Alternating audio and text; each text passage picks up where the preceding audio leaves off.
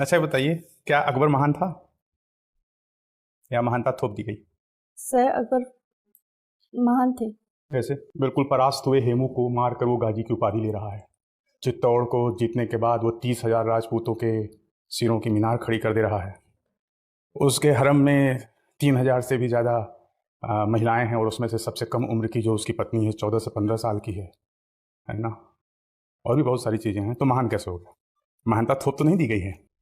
खास तौर पे इतिहास लिखने के क्रम में जो भारतीय शासक रहे हैं उनको कम दिखाओ, और जो हमलावर रहे हैं उनको ज़्यादा दिखाओ। सर लेकिन जो अकबर के इस पक्ष को आप जानती हैं कि नहीं? सर जानते हैं थोड़ा बहुत। तो फिर ये महान कहाँ से हो गया? और वही इतिहास पढ़ा जो एनसीईआरटी लिखा रही है। अभी हाल ही में एक रिट दायर हुई जिसमें लिखा गया था कि औरंगजेब ने मंदिरों का निर्माण कराया, मंदिरों को सुरक्षा दी, लेकिन जब रिट दायर करके पूछा गया कि इसका स्रोत क्या है तो एनसीईआरटी नहीं बता पाई।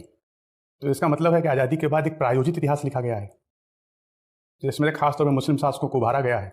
सर क्योंकि इतिहास लेखन में ये तो कहा जाता है कि जो इतिहास लिखने की प्रक्रिया है वो निष्पक्ष नहीं है। मतलब जो अब तक इतिहास लिखा गया है, अब नए तरीके से इतिहास लिखा जाना चाहिए कि नहीं?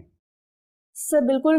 जो रिसर्च हो रही है, जो भी पुरातात्विक या जो भी हमारे साहित्यिक स्रोत हैं उसको फिर मतलब एक फिर से करके उसके बाद मतलब इतिहास में परिवर्तन होना चाहिए, फिर से लिखा जाना चाहिए। जी बिल्कुल सर, क्योंकि समय समय पर चीज़ें नई नई पता चलती रहती हैं, तो उसके बेसिस पर। Very good.